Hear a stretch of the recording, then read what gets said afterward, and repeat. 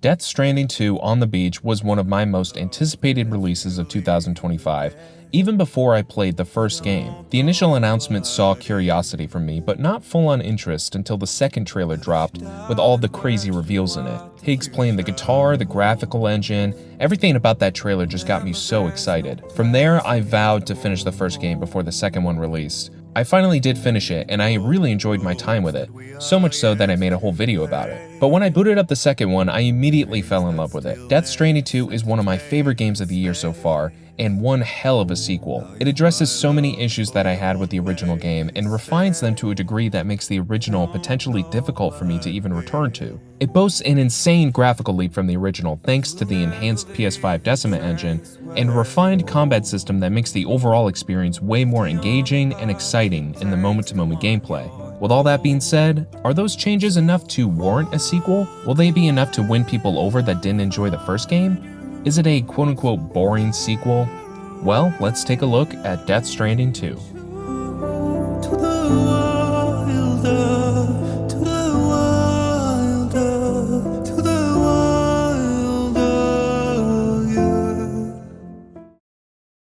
Death Stranding 2 starts off with one of the coolest intros to a game ever. The opening credits and the song are so memorable, and that smooth transition to gameplay from real-life camera work is just legendary. The way this game looks is immediately impressive. Seeing those mountains in Mexico just completely blew me away, especially after seeing it on a 4K display right in front of me, and not just on a small screen compressed through YouTube. From there, you have to walk back to your shelter with Lou from the first game, grown up to about 1 year old. Fragile shortly shows up and tells you that she wants you to reconnect some shelters in Mexico for her new company called Drawbridge. After some brief tutorials and cutscenes, you are back in the action. One of the things that I appreciate about this game is how quickly it starts to get into the gameplay. The first game had a lot of opening cutscenes that went on for a long time before you actually got to do an order for the first time.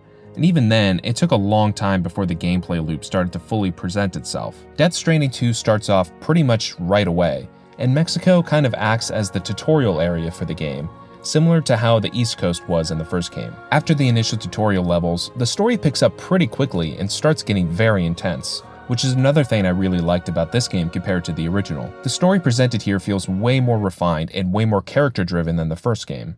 Death Stranding 1 felt more about the themes and the world overall rather than the characters, which was cool to an extent, but it didn't really get me to actually care that much about the actual characters. In DS2, the dialogue and the performances are way better thanks to the advanced motion capture and the confidence of the actors in Kojima's directing, which helped me connect with the characters a lot more than the previous game. The way the dialogue and writing was in the first game was never its strong suit, and while I don't think that DS2 is on a whole other level with its scenes, they do play much better than the first game thanks to the better writing and the character performances. It's not perfect, but I do think that Kojima still struggles with directing actors and presenting his themes in an interesting way, but it is much better than before. All of the actors here are great, including the new ones like Shioli Katsuna, who plays Rainey, and Elle Fanning, who plays Tomorrow. Troy Baker also returns as Higgs, and of course, absolutely nails it. He is so much more evil and twisted in this game than the first one, and he plays into that cartoonishness so well. He also has some pretty intense and serious scenes later on in the game that really surprised me,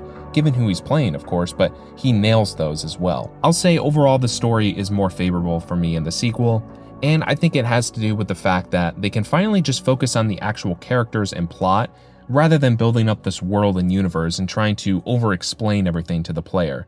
It really kept me gripped for the whole game. Now the gameplay is very similar to the previous game, but improved in many ways. First off, it might just be me, but I really think this game controls better than the original. The terrain detection has probably improved a lot, and I don't find myself tripping over the tiniest rock as much anymore, or getting stuck with a vehicle on some boulder. Speaking of the vehicles, they feel much better in the sequel.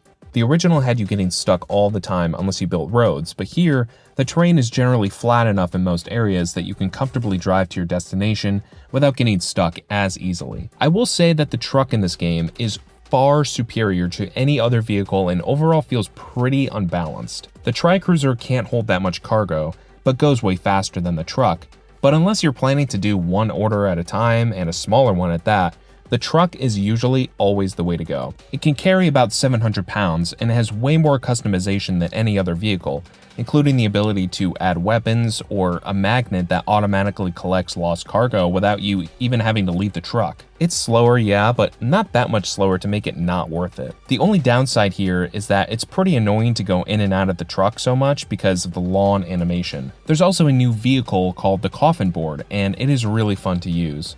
The game basically becomes Sam Porter's pro skater while you're on it and allows you to do tricks and glide across water and other rough terrain. It's not as useful as the truck, but I think it's a little bit more useful than the Tri-Cruiser, despite the fact that you can't use it in areas that are not connected to the network. Thankfully, using these vehicles to make deliveries is much more fun this time around. Deliveries are still incredibly satisfying to complete thanks to the arbitrary like system. They are totally pointless and don't really do anything, but they are still satisfying as hell to get. I don't know why, maybe it's because we like seeing numbers go up or because of the sound it makes. Your service in transporting this cargo is appreciated.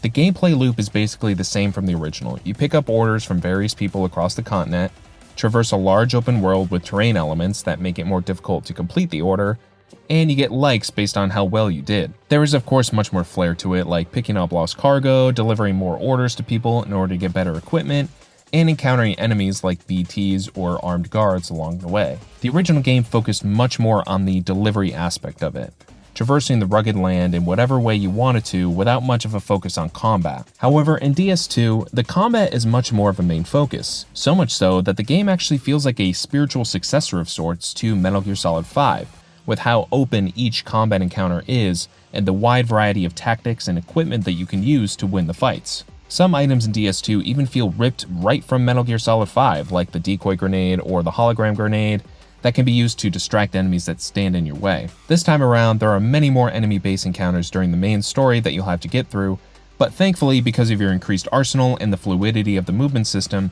you'll have a much better time doing these objectives. It also helps too that you can put down your backpack now and not have to worry about movement speed when taking out enemies. There are also patches of tall grass that you can hide in to get the jump on enemies, and stealth overall seems to be much more of a defined strategy here than the original. I really did not like stealth in the original, mainly due to the fact that whenever you entered a base, an enemy ping would go off and you would be detected right away, with a bunch of enemies heading towards you. You could trigger your own ping to kind of counteract this, but it was really hard to time right, and if you missed it, then you were just screwed. Thankfully, that is not a thing in the sequel, and you can sneak into a base like how you would in MGS5. Go in at any angle and hide and take down the enemies silently. Now, if you wanted to go in guns blazing, you could do that too, and there's plenty of equipment options to do so. I assume that mouse and keyboard will play a little bit better, but there is a skill that you can unlock in the game that makes snap targeting options enabled, which helps out a lot. Speaking of that, there is a new skill tree system in DS2. As you level up and unlock more bases, they will give you what's called A-Pass points, which will allow you to unlock new abilities and skills. The skills are generally pretty useful, like being able to collect chiral crystals from the air, improving the battery capacity of vehicles, and making your footsteps silent during stealth. I appreciate that all of these skills are actually tangible and useful in the field,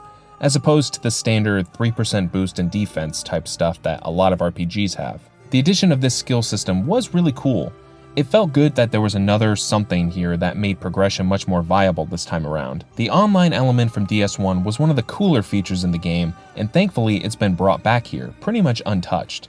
If you connect online, you'll be able to see other players' structures, items, cargo, and signs that they put down in order to help themselves, help other players, or just for fun. It also makes building out the roads and railways way easier, as you don't have to carry and or find a bunch of materials with you to build out one section of a road. The whole like system comes into play here too, because other players will like your structures or items if they feel like they're helpful. There's no dislike system either, so the whole thing feels very wholesome and positive, which is one of the things that I loved about the original game. The online structures makes traversing the world easier, however, it does remove some of the challenge when you don't actually have to carry a PCC with metals everywhere, in the event that you need to build a bridge to get across a river, for example. There was maybe one time that I had a PCC or a ladder or a climbing anchor with me that I needed to use that another player didn't already lay down for me in the best possible position to get to the objective. It does take the wind out of the sails of the difficulty, so if you care about something like that, then playing in offline mode on Brutal is the way to go. The difficulty in general, though, feels like it has been toned down a lot from the original. I never died all that much in the original,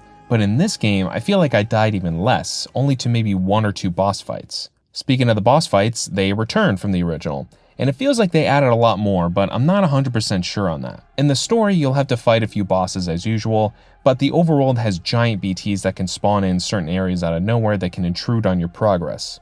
I have to be honest here though, after the first BT fight, I was pretty much over them. They look visually amazing and the atmosphere is great, but the fight itself is very frustrating.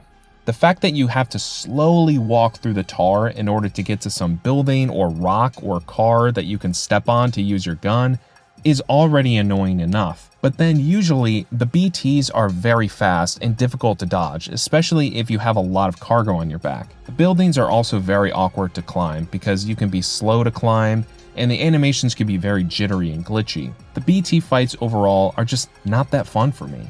I usually end up just driving past them if I can help it. Even the regular BTs get old just after a few encounters. There's a new enemy type here called the Watchers, and even though they look cool and the environment changes and looks really awesome, they just don't offer a fun gameplay experience for me. Thankfully, they are few and far between and not really that common of occurrence when traversing the land. The general armed guards and bandits are much more common and thankfully way more fun to fight. Death Stranding 2 on the beach does everything that a sequel needs to do. It takes all of the elements that worked about the original and makes them better, while also removing or improving on things that the original messed up on. For that reason, it makes for an excellent sequel. But as a game on its own, well, it's pretty goddamn good in that way too. The new story and characters are memorable, the delivery system is strangely addicting, the new combat mechanics feel amazing, the world is beautiful and exciting, and all of the new quality of life improvements, like the music player, all make the experience much more enjoyable, engaging, and fun than ever before. It may not have the level of impact that the original had on the industry, but sanding down the rougher elements of the original into this is something that I would personally rather take instead anyways. Getting the Platinum Trophy was certainly a grind, but it was a grind that I was happy to do because I absolutely love Death Stranding 2, which is why I'm feeling a strong 5 out of 5 on this game, and so far it's my personal Game of the Year. I don't know what will. You will never leave a trace where you walk.